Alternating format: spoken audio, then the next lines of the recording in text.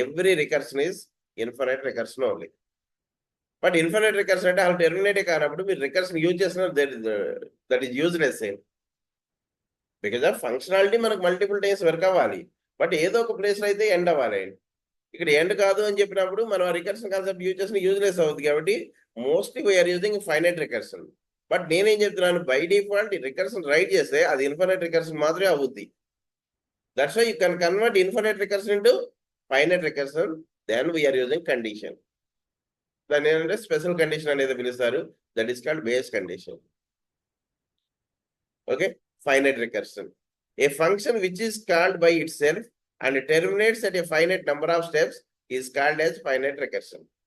అంటే ఏదో ఒక పర్టికులర్ కండిషన్ దగ్గర టెర్మినేట్ అవ్వడానికి మనం యూజ్ చేస్తే దాన్ని ఏమని పిలుస్తారంటే ఫైనైట్ రికర్షన్ అని పిలుస్తారండి.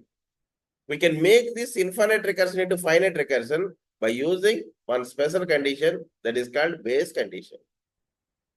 అంటే ఒక రికర్షన్ ఏదో ఒక పాయింట్ లో మనం స్టాప్ చేయాల్సి వస్తుంది. ఆ స్టాప్ చేయడానికి మనం ఒక స్పెషల్ కండిషన్ ఇస్తాం.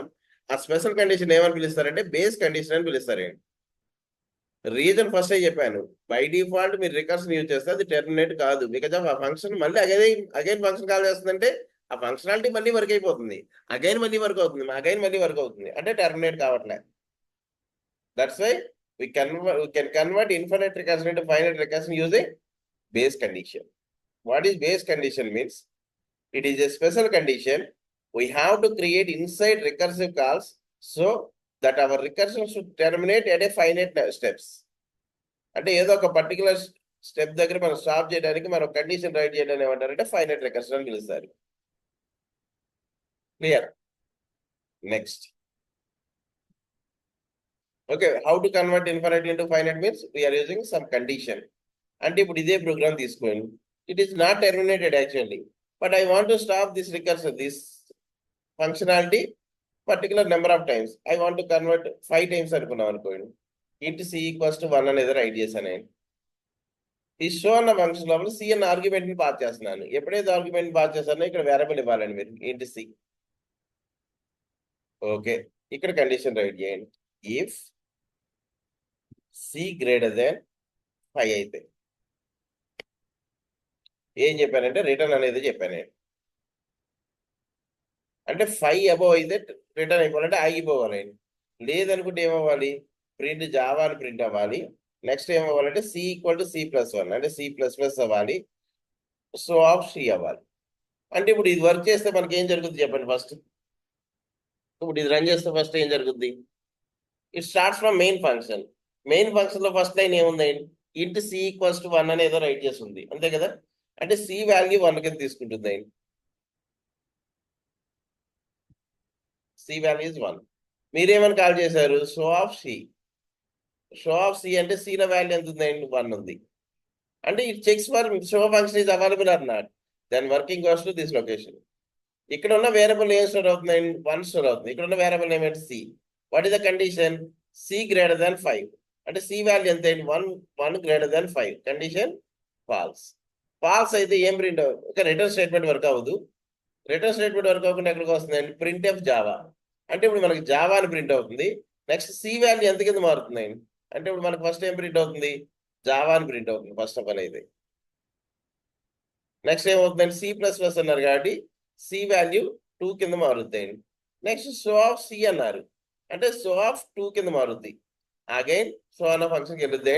అందులో ఉన్న ఆర్గ్యుమెంట్ ఏం స్టోర్ అవుతుందంటే 2 స్టోర్ అవుతుంది. What is the condition, 2 greater than 5, false. అంటే ఫస్ట్ ప్రింట్ ఆఫ్ జావా, అంటే ఇట్ ప్రింట్స్ జావా. నెక్స్ట్ ఏముందండి, C++, C will be 3. Next show of 3 అన్నాడు, మళ్ళీ వర్కింగ్ ఎక్కడికి వస్తుంది, ఫంక్షన్కి వస్తుంది. 3 greater than 5, false. Print of Java, అంటే ఇట్ ప్రింట్స్ జావా. నెక్స్ట్ ఏముంది, C++, C will be 4. Next line ఏముంది, show of 4. Again goes to function, 4 greater than 5, false. అంటే ఇట్ ప్రింట్స్ జావా. తర్వాత C++, C will be 5. Show of 5. మళ్ళీ 5 వచ్చేసి సిలో store అవుతుంది. 5 greater than 5, false, Java. Next C++, C will be 6. Show of 6 goes to C. 6 greater than 5, true. True అయితే ఏం చెప్పారు మీరు? రిటర్న్ అన్నారు. రిటర్న్ అంటే ఏమవుతుందండి? అక్కడితో ఫంక్షన్ క్లోజ్ అయిపోతుంది. అప్పుడు ఇల్లు ఎన్ని టైమ్స్ వర్క్ అయిందండి? 5 టైమ్స్ వర్క్ అయింది. అంటే లూప్ కండిషన్ ఎలా రన్ చేసామో సిమిలర్ గా రన్ చేసాం. బట్ ఇక్కడ ఓన్లీ ఇఫ్ కండిషన్ యూజ్ చేసి రన్ చేసామండి. బట్ ఎన్ని టైమ్స్ వర్క్ అవ్వాలన్నది మనం ఆటోమేటిక్గా మనం ప్రొవైడ్ చేసాం. అవుట్పుట్ ఏమొస్తుందండి? 5 టైమ్స్ ఇట్ ప్రింట్స్ జావా. అంటే ఆ ఫంక్షన్ ఎన్ని టైమ్స్ వర్క్ అయింది? ఓన్లీ 5 టైమ్స్ ఇంటర్నల్ గా కాల్ అయింది. ఫంక్షన్ లోపల ఫంక్షన్ కాల్ అయింది. బట్ ఎన్ని టైమ్స్ వర్క్ అయిందంటే ఎగ్జాక్ట్లీ 5 టైమ్స్. అంటే ఎగ్జాక్ట్లీ 5 డేస్ వర్క్ అవడానికి నేనేం చేశానంటే ఒక కండిషన్ రైట్ చేసుకుని టెర్మినేట్ చేశాను. Otherwise it is not terminated. This is called base condition. Clear? Okay, దాని బేస్ కండిషన్ అని పిలుస్తాం. ఇక్కడ మనం టెర్మినేట్ చేయకపోతే రికర్షన్ యూజ్ ఉండదండి. అంటే టెర్మినేట్ చేయాలి. టెర్మినేట్ చేయడానికి మాత్రమే బేస్ కండిషన్ యూజ్ చేస్తారు. Okay, and one more thing. ఇప్పుడు జనరల్ గా ఈ పాయింట్ ఆఫ్ వ్యూ చూస్తే most of the company interviews also they are asking one question mostly. అంటే ఎక్కడైనా మీరు కంపెనీ ఇంటర్వ్యూస్ వెళ్ళినప్పుడు ఎక్కువ టైమ్స్ ఏ క్వశ్చన్ ట్రై చేస్తున్నాడంటే మల్టిపుల్ టైమ్స్. అంటే జనరల్ గా ఇప్పుడు రికర్షన్ అన్నది ఒక ఫంక్షనాలిటీని more than one time work చేయడానికి, అంతే కదండి. అదే ఫంక్షన్ ని మళ్ళీ కాల్ చేస్తున్నాం, అదే ఫంక్షన్ మళ్ళీ కాల్ చేస్తున్నాం. సేమ్ గ్రూప్ ఆఫ్ స్టేట్మెంట్స్ ని రిపీటెడ్ గా రన్ చేయాలంటే లూప్ సరిపోతాయండి. ఇప్పుడు ఇదే స్టేట్మెంట్ నాకు 5 టైమ్స్ రన్ అవ్వాలంటే ఫర్ లూప్ రైట్ చేసి కూడా రైట్ చేయొచ్చు, అంతే కదా. For i = 1, i less than or equal to 5, i plus plus అని చెప్పి జావా రాసి సరిపోద్ది. Function concept loops concept similar గానే ఉంటుంది. అంటే ఫంక్షన్ అంటే reusability. Loop also it executes more than one time. Okay, function కి లూప్ కి డిఫరెన్స్ ఏంటంటే ఫంక్షన్ అయితే ఆ పర్టికులర్ ప్రోగ్రామ్ ఎక్కడ రైట్ చేసామో అక్కడ వరకునే వర్క్ అవుతుంది. ఫంక్షన్ లూప్ అయితే ఫంక్షన్ అయితే వేరే ప్రోగ్రామ్ లో కూడా కాల్ చేయొచ్చు. అంటే ఆ ఫంక్షనాలిటీని ఎక్కడైనా యూజ్ చేసుకోవచ్చు. ఓకే, రికర్షన్ అంటే అదే ఫంక్షనాలిటీని more than one time call చేయడానికే రికర్షన్ యూజ్ చేస్తున్నారు. లూప్ కూడా సేమ్ ఫంక్షనాలిటీని మోర్ దెన్ వన్ టైం చేయడానికి యూజ్ చేస్తారు. అప్పుడు లూప్ యూజ్ చేస్తే సరిపోతుంది, రికర్షన్ యూజ్ చేయాల్సిన అవసరం లేదు. బట్ మనం ఏం చేస్తున్నాం, మళ్ళీ రికర్షన్ అన్న కాన్సెప్ట్ అడిషనల్ గా నేర్చుకుంటున్నాం ఆల్రెడీ లూప్స్ నేర్చుకున్న తర్వాత. Why we are learning recursion in place of iteration? అంటే లూప్స్ ప్లేస్ లో రికర్షన్ కాన్సెప్ట్ ఎందుకు నేర్చుకోవాలంటే main differences is first one is loop write చేసినప్పుడు మీరు 5 టైమ్స్ లూప్ రన్ అవ్వాలంటే ఏం రాస్తారు? For i = 1, i less than or equals to 5, i plus plus. This loop executes how many times? 5 times. What is first I value? 1. What is the condition? 1 less than or equals to 5. True అయితే inner statements work అవుతాయి. Inner statements work అయిన తర్వాత i plus plus అంటే ఎంత అవుతుంది? 2 అవుతుంది. Again goes to condition 2 less than or equals to 5.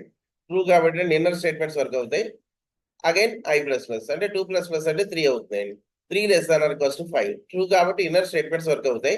తర్వాత i plus plus అంటే 3 అన్నది ఎంత అవుతుంది? 4 అవుతుంది. 4 less than or equals to 5. True. Inner statements work అవుతాయి. 4 plus plus అంటే 5 అవుతుంది. 5 less than or equals to 5. True. Inner statements work అయిన తర్వాత i plus plus అంటే 6 అవుతుందండి. 6 less than or equals to 5. Falls అయింది. ఫాల్స్ అయినప్పుడు టెర్మినేట్ అవుతుంది. క్లియర్? లూప్ ఎప్పుడు టెర్మినేట్ అవుతుందంటే ఫాల్స్ అయినప్పుడు మాత్రమే టెర్మినేట్ అవుతుంది. ఓకే, బట్ రికర్షన్ ఎప్పుడు టెర్మినేట్ అవుతుందో చూడండి. 1 > 5 ఫాల్స్ కాబట్టి జావా ప్రింట్ అయింది. C++ అంటే 2 అయింది. 2 > 5 ఫాల్స్ కాబట్టి జావా ప్రింట్ అయింది. 3 అయింది. 3 > 5 ఫాల్స్ కాబట్టి 3 జావా ప్రింట్ అయింది. 4 అయింది. 4 > 5 ఫాల్స్ కాబట్టి జావా ప్రింట్ అయింది. 5 అయింది. 5 > 5 ఫాల్స్ కాబట్టి false that's why Java print అవుతుంది. 6 అవుతుంది. 6 > 5 ట్రూ. ట్రూ అయినప్పుడు రిటర్న్ అంటే అక్కడ టెర్మినేట్ చేస్తాం. అంటే లూప్ ఎప్పుడు టెర్మినేట్ అవుతుంది? రికర్షన్ ఎప్పుడు టెర్మినేట్ అవుతుంది? Loop terminates when condition is false. Recursion terminates when base condition is true. That is the difference between recursion and iteration. First difference. And second one is we can reduce the length of the code. అంటే length of codes right చేసినప్పుడు మాత్రం recursion place loops place లో recursion use చేస్తారండి. అంటే same process multiple times చేయాలనుకున్నప్పుడు. అంటే general గా మీకు ఒక పాయింట్ చెప్తాను చూడండి. మీకు సెర్చింగ్ కాన్సెప్ట్ ఏదో చెప్తానండి. సెర్చింగ్ అనే కాన్సెప్ట్ ఏమైనా ఇస్తారో చెప్తానండి. సెర్చింగ్ అంటే ఒక పర్టికులర్ ఎలిమెంట్ ఉందా లేదా చెక్ చేయడానికి సెర్చింగ్ అనే కాన్సెప్ట్ యూజ్ చేస్తారు. ఒక particular element searching option use చేసి మనం కంపేర్ చేస్తే, ఫర్ ఎగ్జాంపుల్ చెప్తాను చూడండి. మీ దగ్గర ఒక 100 ఎలిమెంట్స్ ఉన్నాయండి.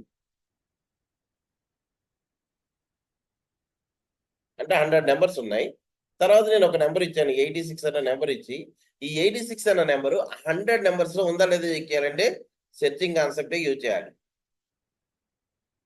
సెర్చింగ్ కాన్సెప్ట్ యూజ్ చేయాలంటే మనం ఎక్కడి నుంచి స్టార్ట్ చేయాలి? First element to 100 element. అంటే ఎన్ని టైమ్స్ చెక్ చేయాలి లూప్ ని? 100 టైమ్స్ చెక్ చేయాలి. 100 టైమ్స్ చెక్ చేసిన తర్వాత ఇట్ డిసైడ్స్ ఇది element is available or not.